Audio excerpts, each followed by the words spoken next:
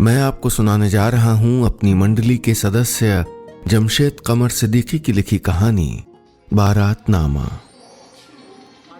शाम ढलने लगी थी, लेकिन दोपहर की तपिश अब तक हवा में बाकी थी। कानपुर रेलवे स्टेशन के प्लेटफॉर्म नंबर 3 पर खड़ी इंदौर एक्सप्रेस कुछ देर में चलने को तैयार थी। हड़बड़ाए हुए लोग कभी इधर से उधर, कभी उधर से इधर भाग रहे थे। प्लेटफॉर्म पर चलने वाले हर मुसाफिर की नज़र ट्रेन के स्लीपर डिब्बे S6 पर खास तौर से ठहर जाती थी। उसकी सजावट S6 फूल मालाओं से सजा हुआ था। गेंदे के पीले फूल की लड़ियां डिब्बे को ढक ले रही थीं और डिब्बा फूलों की महक से भर गया था। दरवाजे के पास थर्मोकोल का एक दिल चिपका हुआ था, जिसके आर पार एक तीर घुसा हुआ था और लिखा था पप्पू वेड्स अलका। अरे बारात का मामला था। कानपुर के झकरकट्टी इलाके में रहने वाले गंगाधर साहब की 2 बेटियों सुनैना और सुगंधा के बाद हुए छोटे बेटे पप्पू की शादी थी। पोस्ट ऑफिस से रिटायर्ड गंगाधर साहब ने पप्पू का रिश्ता इंदौर के एक परिवार में तय किया था और आज बारात कानपुर से इंदौर जा रही थी। पूरी ट्रेन का माहौल एक तरफ और S6 का माहौल एक तरफ। गंगाधर साहब का पूरा कुनबा ट्रेन में भरा हुआ था। पप्पू के चाचा, चाची, मामा, दोनों फूफा, दोस्त, मोहल्ले वाले और दादी यानी गंगाधर साहब की 85 साल की माँ, जिन्हें सब अम्मा कहते थे, सब ट्रेन में सवार थे। अरे भाई उधर बैठो, 6 नंबर है तुम्हारी, 7 इनकी है और अम्मा कहाँ है? गंगाधर साहब ने अपनी पत्नी से कहा तो वो वाटर कूलर सीट के नीचे खिसकाते हुए बोली, अम्मा तो रज्जन के साथ थी। अरे रज्जन, अम्मा कहाँ है? उन्होंने कहा ही था कि ऊपर से आवाज गूंजी, अरे कमबख्त हम हियां हैं। गंगाधर और उनकी पत्नी ने ऊपर देखा तो 85 साल की अम्मा को चाचा का लड़का रज्जन अपर बर्थ पे चढ़ा गया था। अरे ऊपर कहां चली गई आप, नीचे आइए। गंगाधर जी ने गुस्से में कहा तो अम्मा ने भी गुस्से में जवाब दिया, मनहूस मरा रज्जन हमको ऊपर बैठा गया, कह रहा था ये सही रहेगा। ट्रेन का माहौल बड़ा शादीमय हो गया था। इधर सर घुमाओ तो चाचा चाची, मामा मामी, उधर सर घुमाओ तो फूफा फूफी, दोस्त रिश्तेदार। कोई हंस रहा था, कोई किसी को छेड़ रहा था, किसी की चप्पल खो गई थी, कोई ट्रेन की खिड़की से हाथ बाहर निकाले चाय ले रहा था। हर कोई अपने में मस्त था। गंगाधर साहब सबका ख्याल रख रहे थे और वही काम कर रहे थे जो ऐसे सफर में बुजुर्ग लोग करते हैं, यानी बेवजह सबको हड़का रहे थे। ए निशा की लड़की, हाथ अंदर करो खिड़की से। और ये गोलू कैसे घूम रहा है यहाँ, इसकी नक्कर ऊपर चढ़ाओ। ए गोपाल, अपने लड़के को संभालो, मार वहां औरतों के साथ खी खी खी खी करने में लगे हो। और ये ढोलक उधर रखो, रास्ते में किसने रख दिया? इस पूरी कवायद में एक आदमी ऐसा था जो बिल्कुल शांत था। सुख उसके चेहरे पर चमक रहा था, होठों पर लगातार मुस्कुराहट बनी हुई थी, और वो शख्स था पप्पू, यानी होने वाला दूल्हा। मोबाइल का जमाना था। पप्पू फोन पे अपनी होने वाली पत्नी अलका से लगातार संपर्क में था। मुंह टेढ़ा कर करके चुपके फोटो खींच के अलका को भेज रहा था। तभी अनाउंसमेंट हुआ, यात्रीगण कृपया ध्यान दें, गाड़ी संख्या 19314 इंदौर एक्सप्रेस प्लेटफॉर्म नंबर 3 से चलने को तैयार है। हम आपकी सुखद और सुरक्षित यात्रा की कामना करते हैं। धन्यवाद। फिर एक झटके के साथ ट्रेन ने रेंगना शुरू किया तो पूरे S6 में तालियां और शोर होने लगा। गंगाधर जी छड़ी घुमाते हुए चिल्लाए, चुप, मारो धिया जा रहे हैं सब। अरे और लोग भी हैं ट्रेन में, सबका देखना चाहिए भाई। खैर कुछ देर बाद सब लोग अपनी अपनी सीट पे बैठ गए।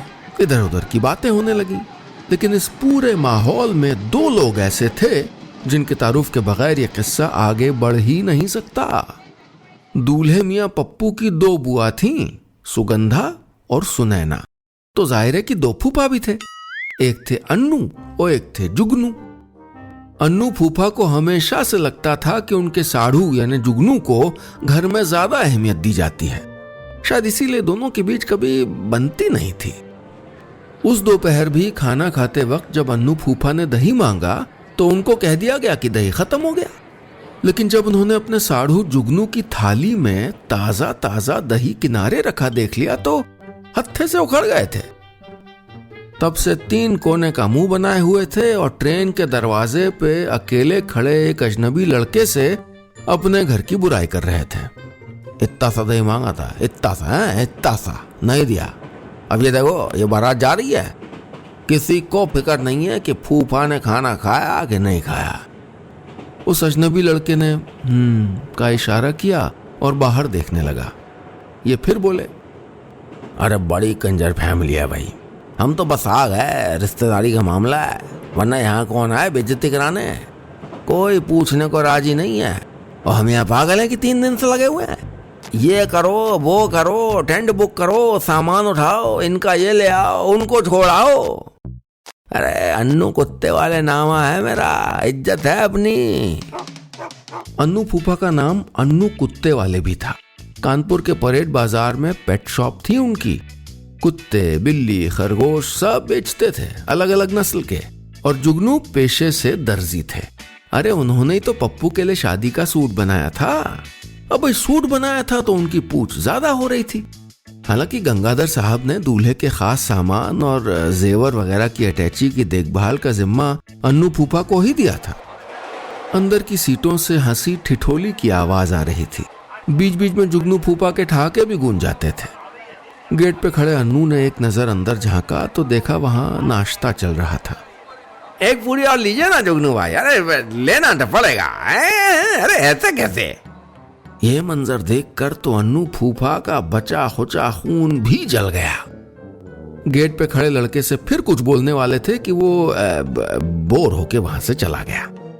अन्नू फूफा अभी भी अकेले बड़बड़ाते रहे। खैर वो बड़बड़ा ही रहे थे कि उनकी पीठ पर किसी ने हाथ रखा। अरे वहां अंताक्षरी चल रही है और अंताक्षरी का चैंपियन यहाँ खड़ा है।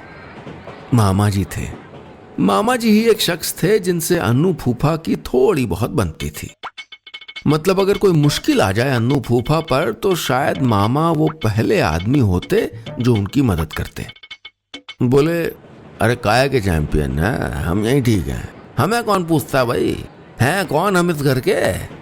ये बात पूरे खानदान को मालूम थी कि अन्नू फूफा को अंताक्षरी में हराना नामुमकिन है। एक से एक गाने उनको याद थे। मामा बोले, अरे नाराज बड़ी जल्दी होते हो तुम, हैं? अच्छा सुनो, तुमसे ना मिलने की कोशिश कर रहे थे कुछ दिनों से। अन्नू फूफा ने शक की नजर से देखा। मामा बोले, अरे तुम तो जानते हो मेरा बिजनेस, अरे वो चेन मार्केटिंग वाला, उसमें बहुत बढ़िया स्कीम आई है। मेंबर बन जाओ और 2 मेंबर बना लो, बस फिर ऐस ही ऐस, उन 2 के 2-2 और 2-2 के 2-2, बेटा करोड़पति हो जाओगे। आओ आओ आओ, सीट पे आओ, कागज पेन लेके समझाता हूँ। अरे बहुत बढ़िया बिजनेस है भाई। अन्नू झल्ला के बोले, ए मामा जी कुछ शर्म लिहाज रखे हो कि सब बेच के रेल का टिकट ले लिया है। शादी ब्याह का मामला है, आज भी आपको 2 इधर कर लो 2 उधर कर लो सूझ रहा है। पिछले महीने तो कहा था आपसे कि नहीं करना है हमको ये सब, है बार बार बार बार बार बार चरस बोने लगते हैं आप, है नहीं तो। मामा जी मुंह बिचका के चले गए और जाके जुगनू के पास बैठ गए जहां लड़कियां पोशंपा भाई पोशंपा खेल रही थीं। अन्नू फूफा बड़ी कड़वी नजर से डिब्बे में मौजूद सब लोगों को देख रहे थे, लेकिन तभी उनकी नजर साइड लोअर की सीट नंबर 41 पर बैठी क्रिस्टीना पर पड़ी। क्रिस्टीना गंगाधर जी के मकान के सामने वाले परिवार में रहती थी। खूबसूरत थी। दोनों फूफा जब भी अपने ससुराल आते थे क्रिस्टीना की एक नजर के लिए बेकरार रहते थे। अपनी पत्नी सुनैना से नजर बचाते हुए अन्नू फूफा ने इशारे से कहा तो क्रिस्टीना मुस्कुरा दी। इनका दिल ऐसे धड़कने लगा जैसे ट्रेन का इंजन। घर से नाराजगी अपनी जगह थी, लेकिन अब तो क्रिस्टीना से करीब होने का सुख भी चाहिए था। लिहाजा क्रिस्टीना की सीट नंबर 62 के सबसे करीब वाली सीट 60 नंबर पर जाके बैठ गए। उस सीट पर गंगाधर की बूढ़ी अम्मा बैठी थी। अन्नू, जरा हमारा गुलाबी वाला झोला निकाल दो नीचे से, पापड़ होंगे उसमें।